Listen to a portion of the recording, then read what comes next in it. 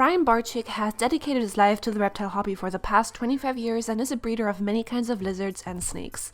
He has two channels, one called Snakebites TV, where he posts videos about his animals, and another one named after himself for daily vlogs. This channel has over 2 million subscribers, making him one of the most well-known pet tubers. His reputation in the reptile community is not exactly great. He is known as a reptile male breeder to most serious reptile keepers. In this video, I will demonstrate why he is thought of this way by quite a lot of people. I'll take a moment to include a big disclaimer that I am not hating or saying that I know more than him. He has more experience than me, since he has been keeping reptiles for longer than I have been alive. But there's a lot of proof of bad conditions and neglect his animals have to suffer.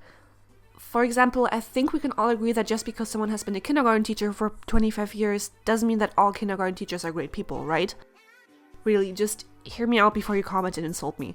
I don't want another comment section like the one on my Paul Cafaro video again. If you disagree with anything I say, please tell me respectfully and we can have a conversation about it. Please also note that this video falls under fair use and isn't slanders. I am simply talking about things Brian himself has put out on the internet. Okay, now that that's out of the way, let's start the video. I would like to start with his history of sick animals, mainly his big snakes, so his Burmese python and reticulated pythons. One of the worst cases of neglect I have seen so far is of his reticulated python called Daisy. Mid-January of 2018, he posted this picture of her.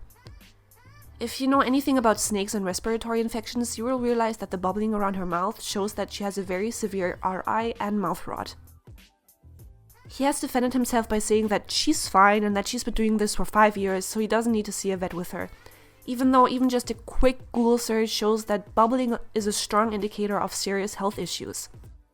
He recently uploaded a video that shows how badly Daisy's jaw got hurt because he refused to get her checked out. A portion of her lower jaw is missing. This is how it's supposed to look. If you go back 2 years to March 2017, you can see that even back then she had mouth rot. He basically let the snake's jaw rot off for 2 years until it got to the point that it is today. It's actually not the first time that he mistreated one of his big snakes enough for it to die. He replaced his Burmese python Sunshine before. I know that this sounds like another conspiracy theory, but if you look at the original Sunshine and the one he replaced her with after the first one passed away, you can clearly see that it's a totally different snake. If you think about how he kept them, it's not really surprising that they both died young. He keeps many of his animals in 2 small tubs or enclosures. Look at how his big snakes are kept. One of his retics got a bad wound from what I assume is nose rubbing. Nose rubbing can mean anything from sickness to being unhappy and stressed in their enclosure because of non-ideal humidity, heat, or not enough hiding spaces. Brian's enclosures don't seem to be ideal most of the time. His big snakes have shown signs of bad sheds many times. Yes, it's normal for bigger snakes not to shed in one piece, since some of their shed might rub off by moving around. But these small pieces mean that it's a bad, flaky shed, which usually means proper husbandry. I am not going to get on anybody's case for enclosures that are a bit dirty, but Brian shows off tubs that are regularly filthy. The fact that he includes footage of nasty-looking tubs and tanks tells me that, to him, this side is normal and not shameful. In addition to often looking disgusting, his enclosures give the animals no mental or physical stimulation at all. Tubs are a controversial topic within the reptile community, but they can work when used for the right animal and done correctly. Snake Discovery here on YouTube, for example, has great tubs. They put a lot of effort to make sure that the animals don't waste away in empty tubs, while Brian defends his choices to treat all his animals like ball pythons by saying that snakes don't even stretch out in the wild anyway. He even keeps a boreal species in tubs. Just compare their enclosures with Brian's. Both of them are breeders, by the way. Another issue is that he usually only gives his animals one hide, if any.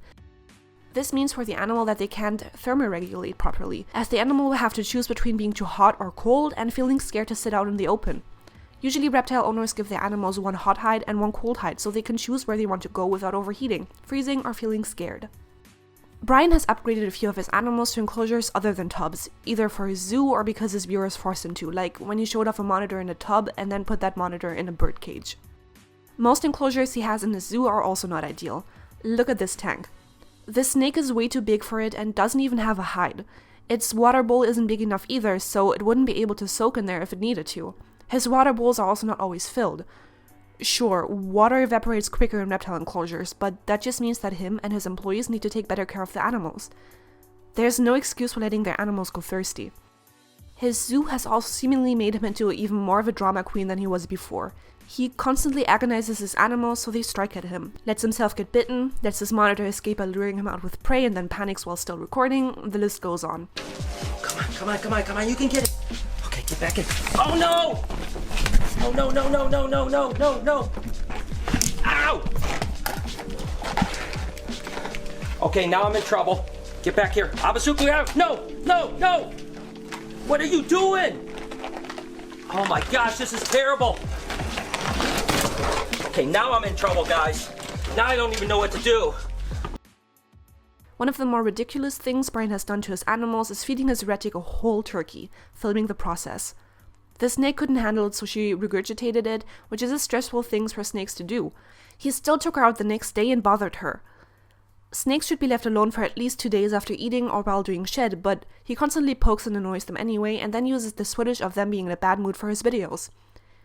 Even if he doesn't get bit or hurt, he uses Photoshop thumbnails acting like he did. Many people are scared of reptiles, and especially snakes, and someone that's as passionate as him about them should try to prove the stigma of snakes being scary, slimy creatures wrong instead of perpetuating this fear. He also made a few videos about poking leopard geckos around, trying to get them to predict the Super Bowl. He promised not to do something like that again, but hasn't really stopped at all. If anyone tries to criticize him, he assumes that they are a hater and insults them.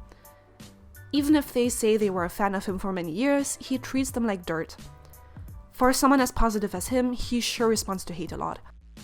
I'm sure most people that are watching this video have seen Brian's video defending ball python spider morphs.